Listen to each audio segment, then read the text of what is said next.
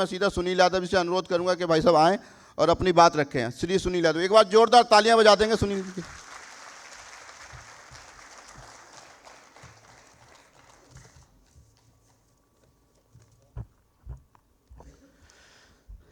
भारत माता की,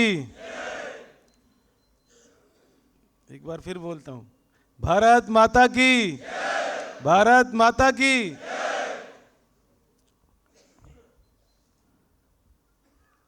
ये हमारे लिए बहुत ही हर्ष का विषय है और बहुत खुशी की बात है कि आज हमारे बीच में हम सबके प्रेरणा स्रोत जो यूनिवर्सिटी टाइम से ही भाई साहब को देख के उनकी कार्यशैली को सीखने का प्रयास करते हैं और किस तरह से उन्होंने एक छोटे छोटे कार्यकर्ता को जो कॉलेज में पढ़ते थे उसको संवारने का और उसको राजनीति सिखाने का जो काम किया है, उसी को लेके आज हजारों कार्यकर्ता पूरे देश में प्रेरणा लेके काम कर रहे हैं और बहुत अच्छे अच्छे दायित्व पे, बहुत अच्छे अच्छे पदों पे आज वो पहुंच चुके हैं। भाई साहब एबीपी का जब राष्ट्रीय सह संगठन मंत्री थे तो दिल्ली भाई साहब का केंद्र होता था। दिल्ली यूनिवर्सिटी में जब भाई साहब का प्रवास होता था तब हमारा सबका परिचय हुआ और तब से हम उनको देखते आ रहे हैं कि लगातार किस तरह से कार्यकर्ता निर्माण का काम भाई साहब करते आ रहे हैं। और भाई साहब की एक बात हमें काफ़ी अच्छी लगती है कि ये कहते हैं कि भाई आप राजनीति 20 साल से कर रहे हो, 30 साल से कर रहे हो, 10 साल से कर रहे हो, आप ये बताओ आपने कितने आदमी जोड़े हैं। वो बात मैंने बहुत पहले सुनी थी भाई साहब से और तब से आज तक मैं कोशिश करता हूँ कि मैं नए नए लोगों को जोड़ता ही रहूँ, चाहे कुछ हो जाए, बाकी पार्टी का भला होना चाहिए। तो उसी पद चिन्हों में चलने का मैं प्रयास करता हूँ। छोटी सी बात थी, समझ में आई। और चाहे भाई साहब युवा मोर्चा का अध्यक्ष रहा, उसके बाद मंडल का मैं अध्यक्ष रहा, मंडल से ले तक लगातार नए नए लोगों को जोड़ने का प्रयास करता हूँ। और जब से ओबीसी मोर्चे का अध्यक्ष बनाया तो अब मुझे सभी समाजों को जोड़ने का मौका मिला इस चुनाव के आपके आशीर्वाद से। जिस प्रकार से आपने हमें दिशा दिखाई थी उसी प्रकार से हम लोगों को जोड़ने का प्रयास करते हैं।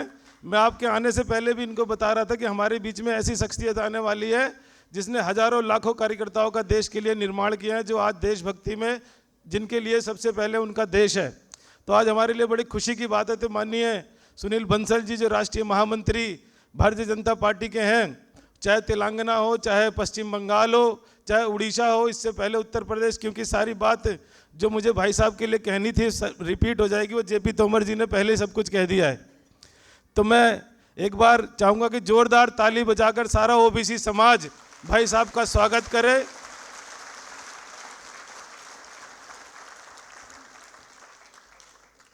क्योंकि ये मेरे लिए बहुत खुशी की बात है कि आज ये कार्यक्रम करने का मौका मुझे मिला और हम सब लोग इसके भागीदार बने।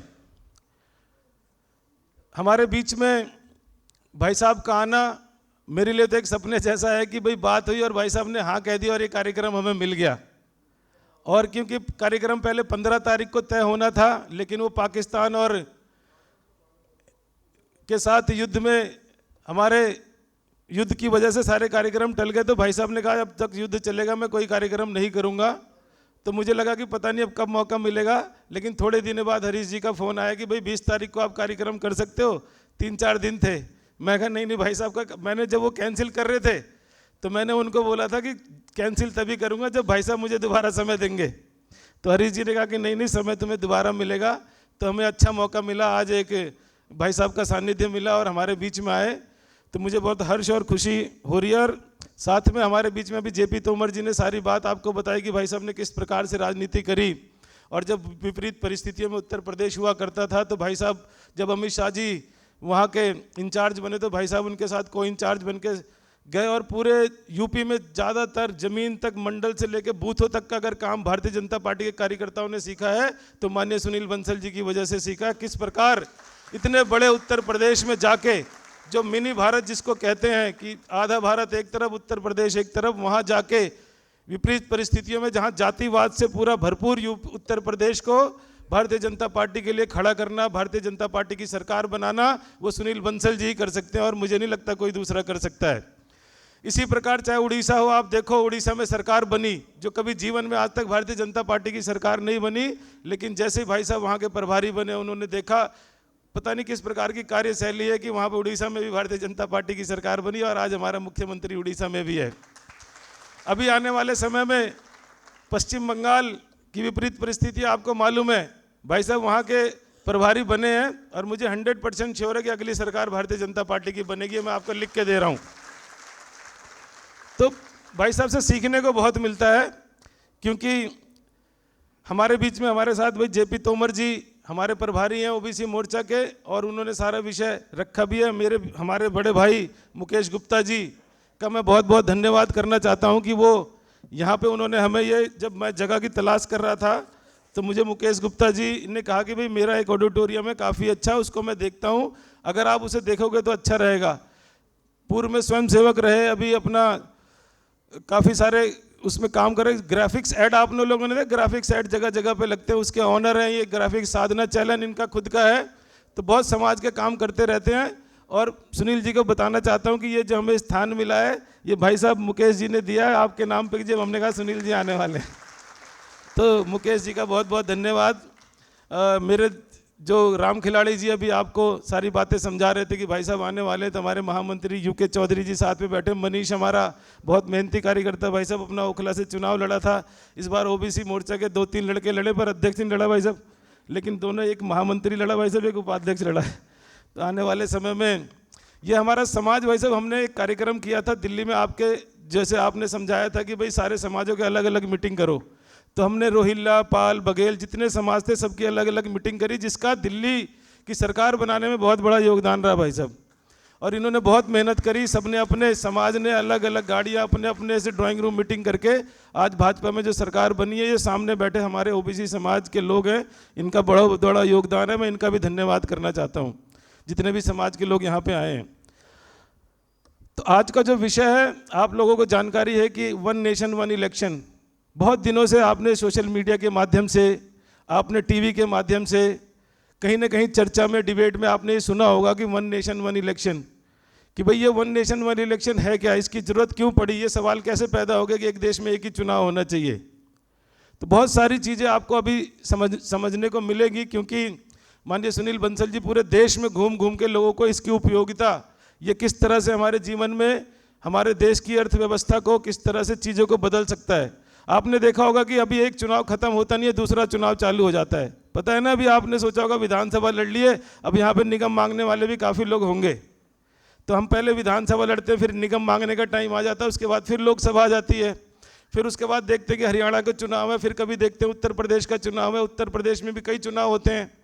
तो अलग अलग राज्यों में पूरे साल हम लोग 365 दिन चुनाव लड़ते हैं, या तो चुनाव लड़ रहे होते हैं या चुनाव की तैयारी कर रहे होते हैं।